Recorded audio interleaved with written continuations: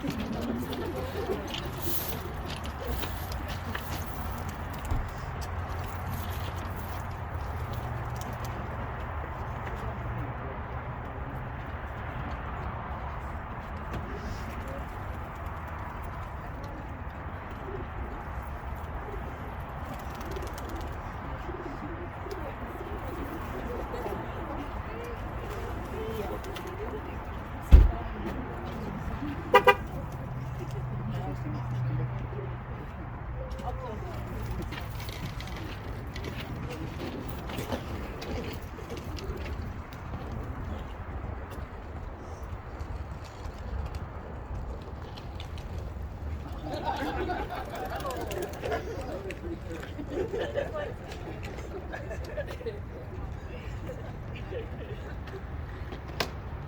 with the statements.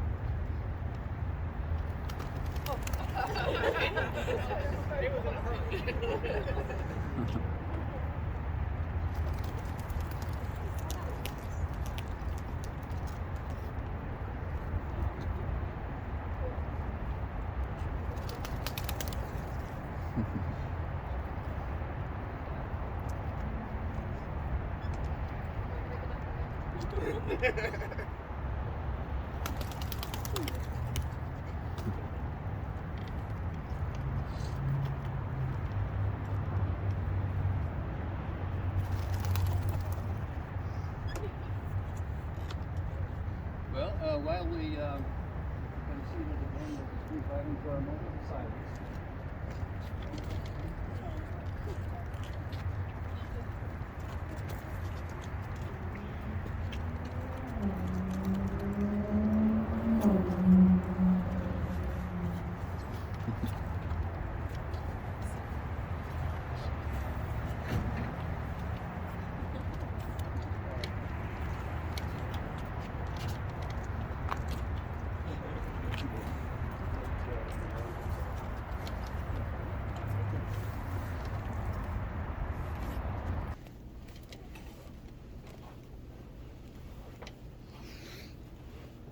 Well, that went well. Maybe we'll just go all right ahead. No, I'm gonna keep here as long as I can, you guys here as long as I can.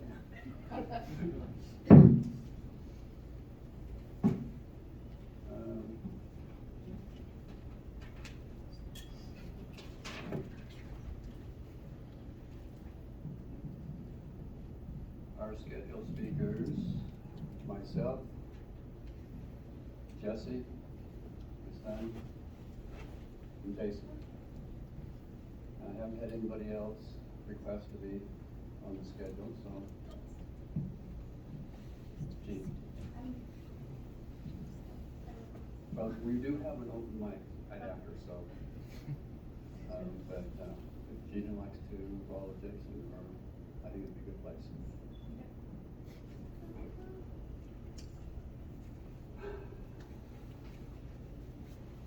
When we get to the open mic period, I think what we'll do is have those who want to speak come and be seated in these first three, and then take their turns to come up. So that would save us from passing around and stumbling over everybody. Is everyone hearing everything okay? Okay. I'm going to see if I can mount this somehow.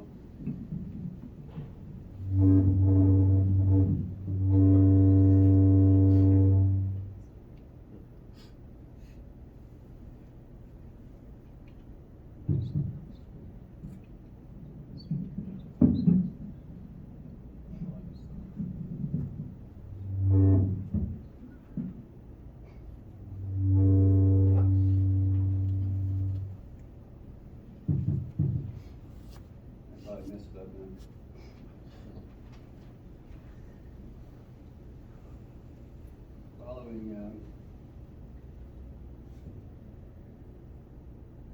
Following Gina, I do have a letter from Leith I would like to read before we get into the actual open mic open mic period.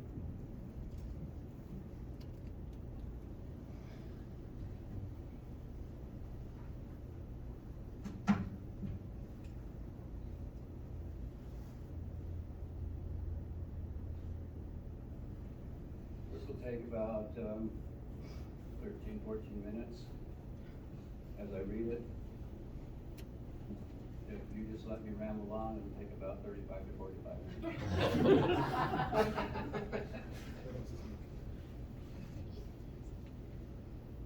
I wanted to thank those friends and family members who are coming here and others who couldn't make it, for offering their support, prayers, respect, and love for Stephen, and those who feel deep loss. Due to the holidays, we've had about 26 days to process Stephen's unexpected, but maybe not untimely passing. Stephen, I received a text from you on that fateful evening. It read, "Sorry, Dad. Wish things were better. Have to go."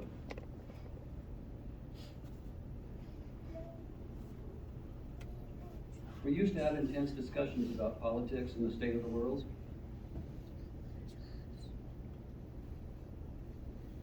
You wondered if there was any hope for this world. For the past few months, as we would go on jobs together, you were listening more, and we were enjoying much better conversation than we ever had. We recently had a long conversation where you were wanting to know more about the people who greatly influenced my life, such as my parents, your grandfather, Gerald Peterson, and others. Now you're getting acquainted with them in person. I knew on Thanksgiving evening when you said to me, "I'm glad things are going well for someone," that you were extra sad and your hope was at a low. Stephen, you have always had a good heart with high hopes of accomplishing better things for yourself, for your friends, and for this world, despite the challenges you faced.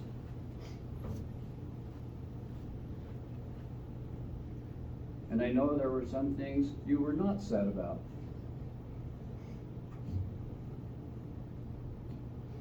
You knew you have friends, some close enough with whom you could share some of your more positive and highest desires. You knew you have family you can trust in and who care for you deeply, but you also believed that all would be powerless to help in the way you might need if worse came to worse. You knew you gave quality work and you served others very well, and you fabricated things, repaired things, shared your knowledge, and had other skills that you shared. You loved to take unwanted things and repurpose them into something of greater value. You loved pure natural nutrition and wanted to make a business that would provide healthy choices for others so you could live a long and healthy life.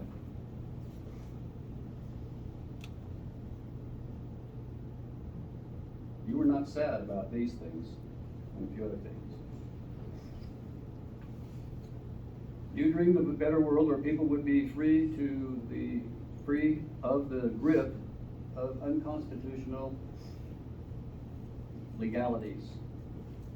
You often tried to awaken people to the use of the power of original language in hopes of improving their concepts and becoming free of bad programming.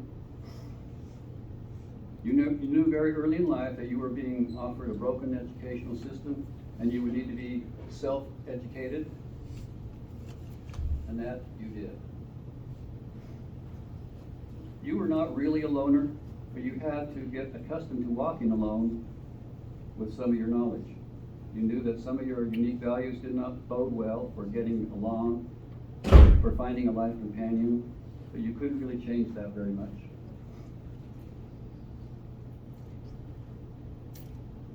The more you learned, the more you found things that were broken, that needed correction and repurposing. You found that most of the big establishments had become seriously broken at the top. You loved freedom and your heart yearned for an ideal world. For many years you were at war against the tyranny of Big Brother. You had learned the lawful words and ways on how to defend yourself when being handled by a corrupt system. But the system doesn't always play according to their own rules, and you also knew for some time that you would need to be ready with a plan if you ever worked yourself into a trap, leaving no viable moral choices to follow. Indeed, Stephen, I had come to know that in your mere 35 years, you were constantly trying new things, and you were ahead of me in multiple areas of learning. You obviously learned so much that some of your knowledge could threaten bad people.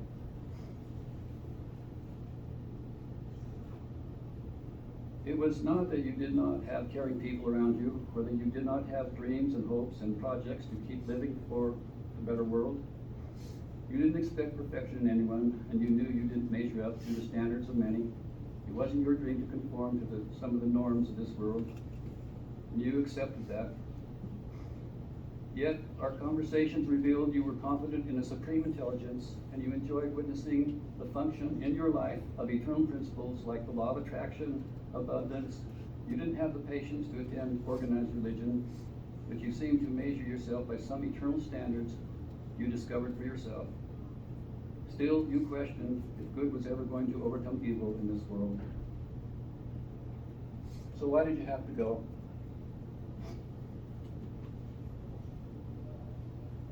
How was staying and plugging along, suddenly not viable for you?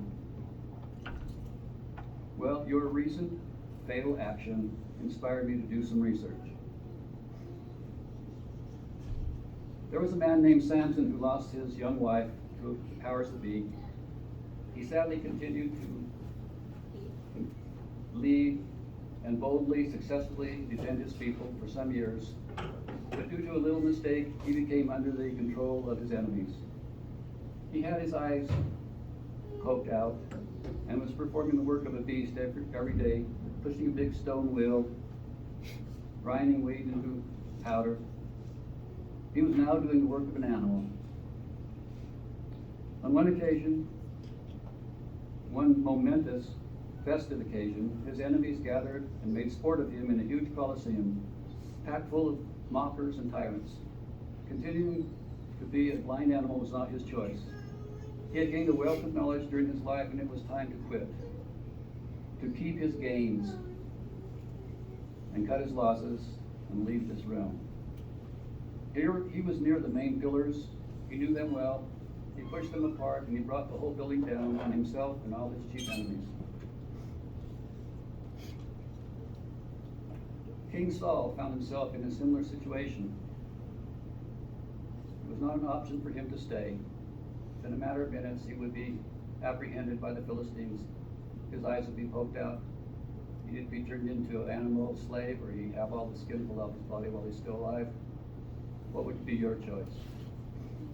He asked his servant to end his life, but the servant wouldn't do it, so he did it himself, and the servant followed in the same manner. There was a time when the 12 tribes were brought to Moses to go and retake their land of inheritance.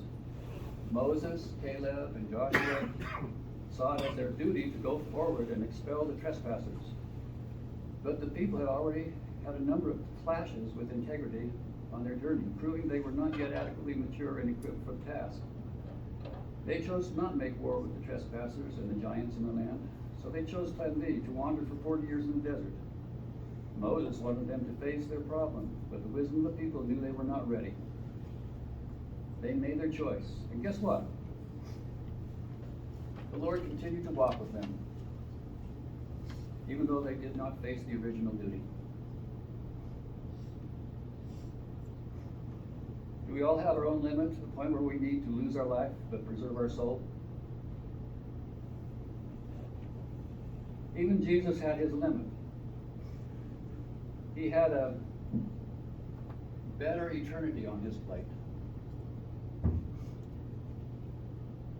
He preferred not to even do the cross. It was not a necessary element of his atoning mission. It usually takes 2 or 3 days to suffer and die on the cross. Does Jesus have 2 or 3 days? He was a busy man. In ideal conditions, he would be sacrificed on the altar at the temple.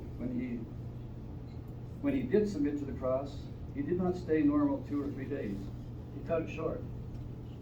He only stayed a few hours, long enough to leave one last token, showing mankind how much a God will submit himself to the abuses of his dark brothers. So he fulfilled one last request of his Father and gave mankind one last example of divine love by allowing his brothers to hang him on a cross. And he had announced he had finished his peaceful, loving, submissive, and brotherly approach to gathering his own tribe of Judah by saying, "It is finished." What was finished? Not his mission. He was just beginning the worst part of it. Only his peaceful approach to gather his tribe and display his love one last time was finished. Now, he needed to continue his work of gathering Israel and to do battle with the prince of this world, to defeat hell, and finally resurrect his body and defeat death. I realize now, Stephen, you were convinced your best choice was to take what you had gained and continue life on the other side. I have no doubt your Creator is still walking with you. Stephen, on the night when I read your text, "Have to go," I did not want to pass it off and say to myself, "Oh, he'll feel better in the morning." Like maybe you thought I would. I threw on some warm clothes and went looking for you. When I found you sitting there in the cold, one thought I had was, maybe you are really thinking about leaving this world. We spent the next 5 hours together, sometimes in the house, one time in my truck, mostly in the cold, me offering the popular sentiment that all circumstances can eventually be overcome and life can get much better. I quietly sent out texting to others to pray that you have divine protection and courage to do what is best. You, listening and not really opening up much, you would often mention you just wanted some time alone to clear your head and think things over. You knew you could not say what you really wanted.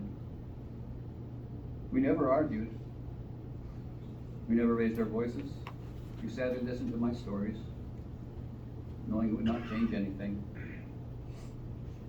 My encouragements, my desire for you to face all that the world can throw at you. I wanted you to open up more and get everything off your chest, but it seemed like nothing I said was anything you hadn't already considered, and you acted as if you didn't really have any time to get everything off your chest, and it wouldn't change anything anyway. I did not know for sure what was really going on in your mind. I told you I really love you and I care for you. We both know you are an intelligent person. We both know no one can stop you from doing whatever you set your mind to do. Finally, to honor your patiently repeated requests, I gave us both leave. You, I thought, to have some time to think and clear your mind, and me to have some time to seek counsel from my other sons. In the meantime, your brother Jason was trying to follow events the best he could. He would soon be on his way from the north to find you and help you through the night.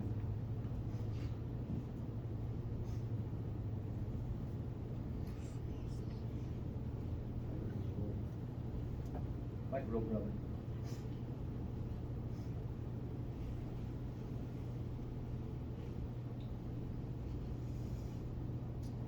So while I thought you would surely decide to sleep it off and feel better in the morning, apparently your problem had recently escalated into a no-win situation. I came to realize that the last thing in this world you could endure was confinement in a deeply broken system. Only a rare young inmate of great determination who has regular outside support can climb out of that pit of depression and put himself on a half-decent pathway of keeping his character intact. As your father, I wanted you to press forward and choose plan A, but you have first-hand knowledge of how bad that choice would be for you and your family members, and you had no desire to attempt it. I believe you had gained enough value from your 35 years experience here to more than adequately fertilize your eternal progression, and therefore you had no patience for risking enforced damage to your soul under inhumane confinement. Becoming an animal for a number of years was not your choice or even wise in your mind. You patiently waited for us to be done conversing, and after I departed, I believe you wasted no time carrying out your desire. I know you are still here, but I will always miss the times when we could work together and carry on meaningful conversations. But those times too would have ended in short order had you stayed. It would be harder on my heart to know you are abused and rotting in confinement than for us to be separated for a time until we can meet again on a higher plane. We can still enjoy meaningful communications and work on the same goals for family and country. We both know you helped create the wall you were up against. I know you are truly sorry that things weren't better. You said you have to go, and I cannot judge you for that. Take better care, Stephen. Enjoy the loving arms of friends and family on the other side. Maybe now you even have prospects of close companionship that you hope for. In any case, you can now serve family and mankind in other ways, and I am sure you are getting many answers to your most troubling questions.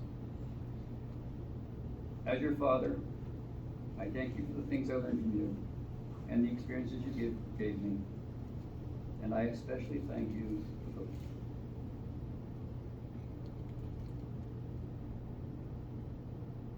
For the last few hours, you patiently afforded me.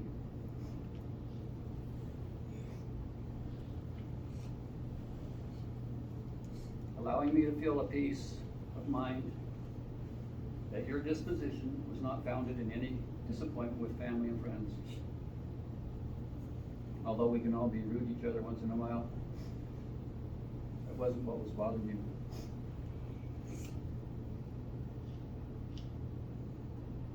So I say to friends and family on behalf of Stephen, in the name of the Lord, Stephen is sorry for any misunderstanding and inconveniences he has left open-ended, and he loves and forgives any and all who feel they have unfulfilled or unspoken goodwill for him.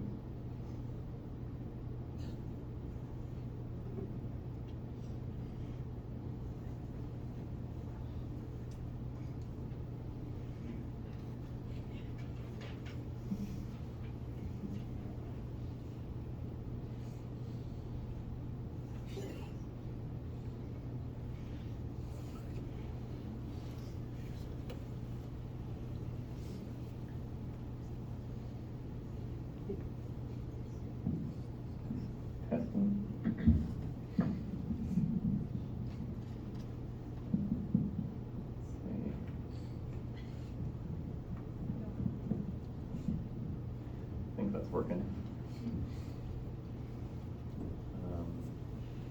I haven't spoken in front of this many people never. So, yeah, bear with me if I get a little nervous or have long pauses. But I never expected, this. Of course, none of us did. I actually always expected Stephen would be living the longest out of all of us because of his great health and his very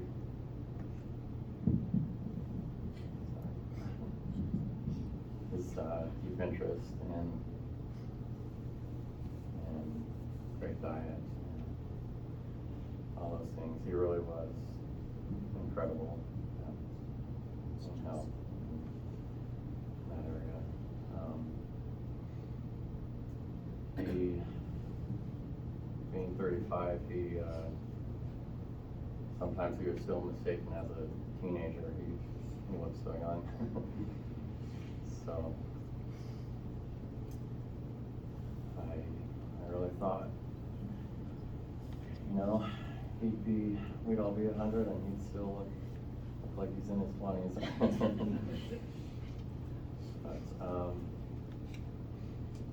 But it's good to know he didn't pass in vain. body was opted for donation, so he, that means his body may have saved up to 8 lives.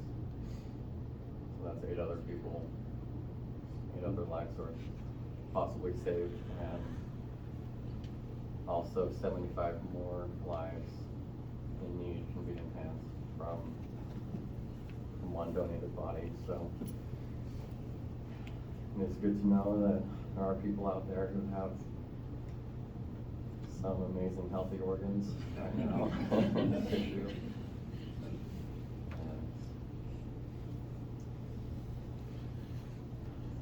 And all of this has been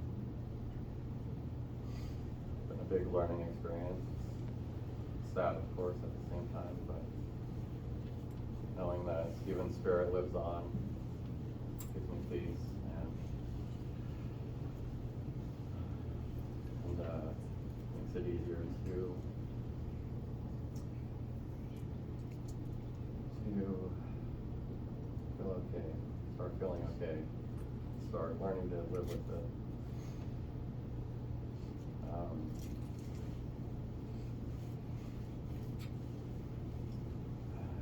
I think that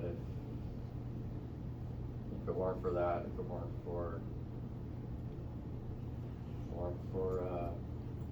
witness that his spirit is in a okay place, that he made it to a good place, and if it weren't for that, I'd probably still be a wreck right now, but so I'm very grateful for the spiritual witness we've received. I don't know if this is the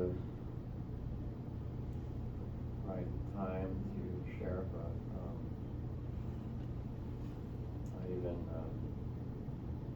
I even received my own visit from Stephen. I don't know if it's just because I'm so close to where he passed on, but and probably better I get into details off the mic. So if you're curious, you can ask me later. But that really helped me a lot. I'm really grateful about that.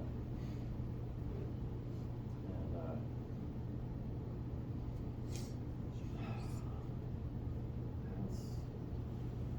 Stephen was amazing in so many ways. I'm grateful I got to spend some time with him before he passed on. There were times we were kind of maybe not on the greatest terms, but the past few months things were good. We were solid.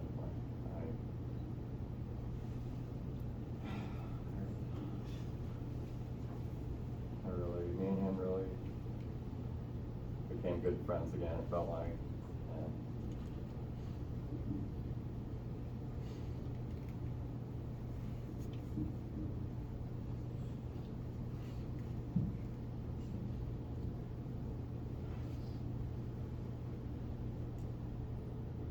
yeah, I'm gonna miss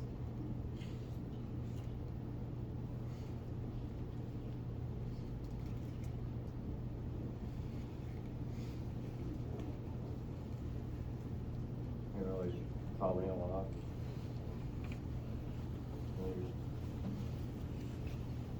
He was really smart. He was really caring.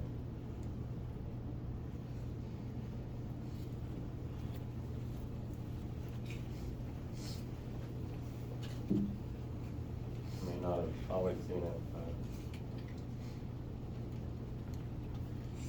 in some ways going into life, I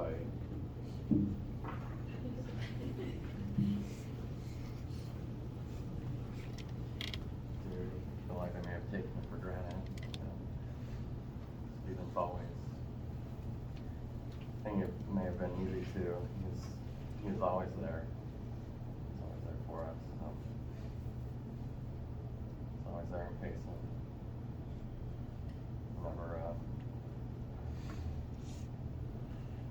never anyone needed him, car repairs or just tools or, general advice. He was always there, and it's kind of some getting used to him not being there,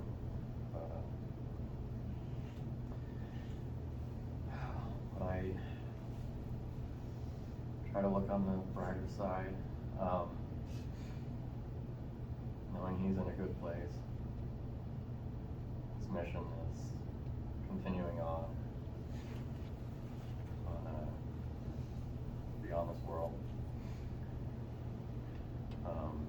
He left behind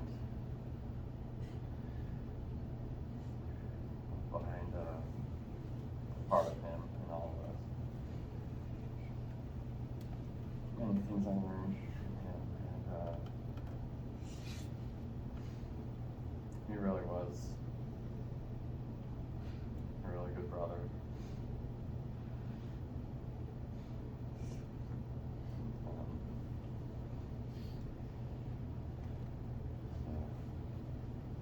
He's inspired me many times. Almost every time I've spoken to him, I've felt inspired, or I've heard things I never heard before, heard a new way to look at things, or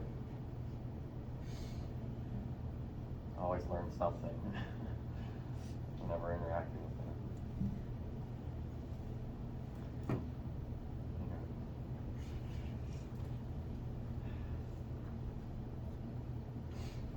He was very strong, and I looked at him as someone who could handle anything, figure out anything. And on the night he sent out his final text, I believed he would be okay. I believed he, being Stephen, he'd figure things out. Always know how to figure things out. I thought it was easy to believe he would, he just needed a place to sit and think, and he'd be good as new in the morning.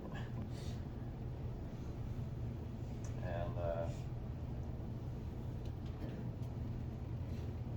so I don't blame him or judge him for the choice he made. I believe he truly felt that was his only choice, given circumstances, and in some ways it may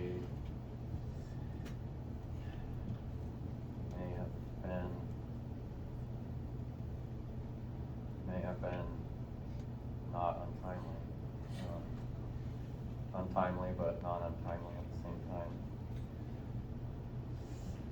God knows our final hours, and I believe Stephen had a fork in the road, and either one would have been very miserable staying here on earth, and one would have meant he continued his mission beyond this world. And I believe he may have had angels around him to guide him to a better place.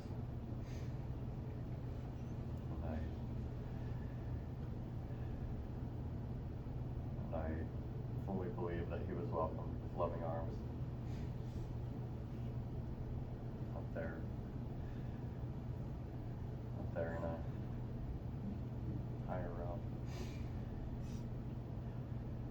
And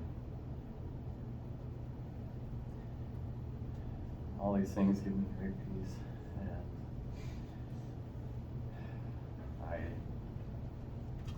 when I look back and think that he, if he had chosen to stay, I think my heart may have been aching worse, knowing he had been apprehended and had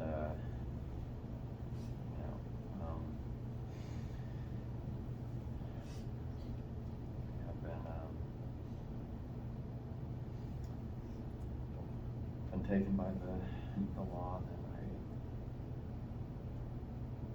I believe my heart may have been aching worse for who knows how many years he would have been in there.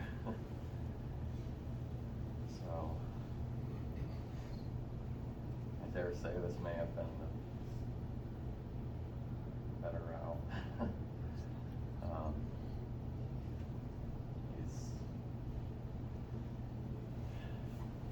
sure wherever he's at, he's experiencing great peace, great joy, and he's living on with our family in heaven.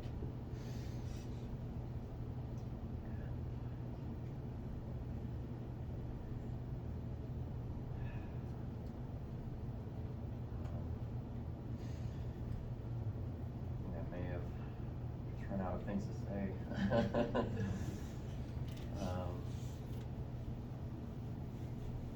I'm gonna miss him.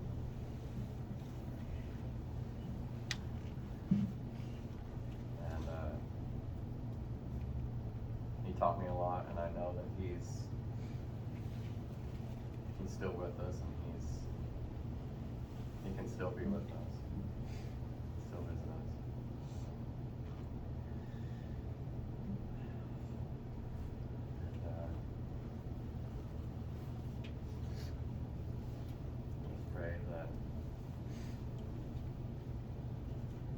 Pray that we all may receive peace,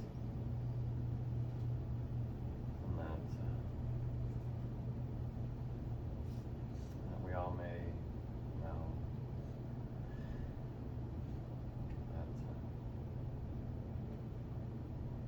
we all may feel at peace with his decision, and I pray that